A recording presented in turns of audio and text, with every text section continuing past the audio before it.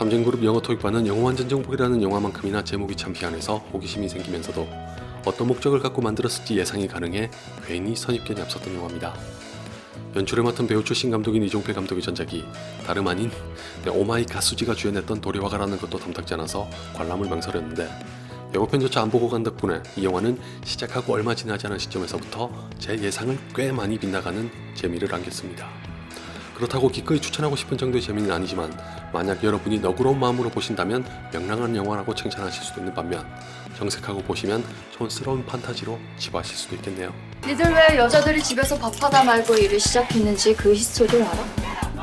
싸니까. 아마 성별을 떠나서 많은 분들이 제가 가졌던 선입견처럼 삼진그룹 영어 토익반은 좋은 쪽으로든 나쁜 쪽으로든 페미니즘을 주창하는 영화일 거라고 예상하셨을 겁니다. 할리우드고 우리나라고 간에 영화계가 페미니즘에 열을 올리고 있는 와중에 여성 배우 3명이 전면에 나섰으니 경솔하다는 걸 알면서도 지레짐작해버리기 십상이죠.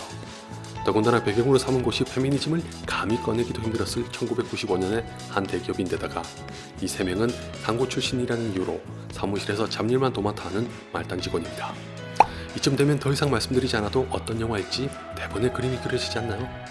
실제로도 초반부는 주인공 3인방을 비롯한 고졸 여성 직원들이 모여서 커피를 타고 남성 직원들과 담배 연기로 가득한 사무실에서 청소와 잔심부름 따위를 하면서도 후배인 대졸 남성 직원에게 진급이 밀리는 등의 부당한 대우를 당하고 있는 현장을 적나라하게 보여줍니다. 그때까지만 해도 삼진그룹 영어 토익반은 영락없이 고졸이자 여성이라는 약자의 포지션을 가진 부류의 참담한 현실을 고발하려는 목적을 가진 것처럼 보였으나 얼마 지나지 않아 전혀 예상하지 못했던 뜻밖의 상황을 맞이하면서 좀 다른 이야기로 흘러갑니다. 고하성 씨가 연기한 자영이 회사가 운영하는 공장에 갔다가 벌어지는 일이 바로 그 뜻밖의 상황인데 자영은 우연히 공장 근처의 내과에서 다량의 폐수가 흘러들어가고 있는 걸 목격합니다. 모른 척할 수도 있었지만 워낙 오지랖이 넓은 성격이라 참지 못하고 몇 번을 고민한 끝에 같이 갔던 대리를 통해 상사에게 보고하는 걸 기점으로 이 영화는 이를테면 에린 브로코비치와 히든 피겨스가 결합한 형태로 돌변합니다. 다시 말해 제가 참으로 섣부르게 넘겨 짚었던 것과는 다르게 삼진그룹 영어 토익반은 제각기 다른 성격의 여성 3명이 의기투합해 저마다의 능력을 발휘하면서 환경 파괴를 일삼고 있는 회사의 비리를 파헤쳐 만천하에 공개하려고 동분서주한다는 게 본론인 영화입니다.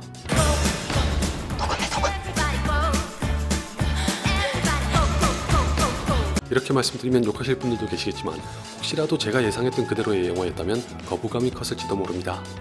다른 걸 다 떠나서 툭하면 노골적으로 페미니즘을 빙자한 어설프고 엉성한 조작이 나오니 개인적으로는 편견이 생길만도 하다고 생각해서 그런 건데 다행히 삼진그룹 영어 토익반은 약간 우회하는 전략을 썼습니다. 물론 여전히 페미니즘을 기반으로 한다는 건 변함없으나 당연하게도 소재 자체에 대한 반감은 없거니와 적어도 이 영화는 단순히 페미니즘에만 기댄 채 빈약하기 짝이 없는 이야기를 늘어놓는 뻔뻔한 짓은 안 합니다. 대신에 자신의 일을 진심으로 사랑하는 자의 간절한 마음과 불의를 보고도 침묵하는 자에게 필요한 용기를 차례대로 이어 약자들의 연대를 보여주죠. 삼진그룹 영어 토익반은 그렇게 페미니즘에서 한 걸음 더 나아간 폭넓고 보편적인 주제를 시종일관 밝고 명랑한 분위기로 전달하면서 관객의 마음을 움직입니다. 그리고 제가 이 영화를 보면서 무엇보다도 인상적이었던 건 각 캐릭터의 개성과 더불어 디테일에 은근히 강하다는 겁니다.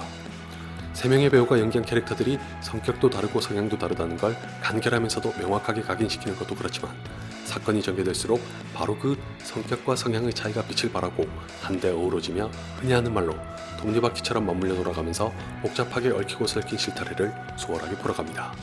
심지어 영화가 다루는 이야기의 바깥에서 개별적으로 겪었던 사연이라 슬며시 흘리고 지나가는 대사마저 사건을 해결하는 데 필요한 열쇠로 작용하면서 개연성과 당위성을 부여합니다.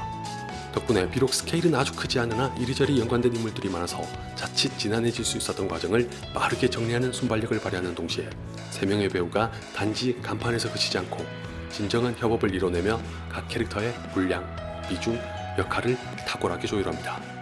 그게 곧 관객들에게 지켜보는 재미를 더해줬다는 건 말할 필요도 없죠. 콸콸콸 되려면 미스테리야. 누군가 조작을 했단 얘긴데 누가? 이렇게 좋은 얘기로 치장했으면서도 여러분이 너그럽게 보시면 명랑한 영화지만 정색하고 보시면 촌스러운 판타지라는 말로 판을 깔았던 건 다 이유가 있습니다.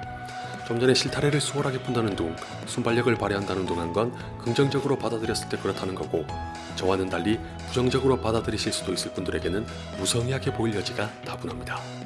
솔직히 그럴만도 한 게 각본에서 사건을 나름 치밀하게 잘 구성했으면서도 연출은 짧은 시간 내에 톤과 템포를 유지하면서 풀어내야 하다 보니 몇 군데에 걸친 난관을 너무나도 간단하게 해결해버리고 지나가서 긴장이랄 게 없다 못해 맥이 풀리기 일쑤인 것도 사실입니다.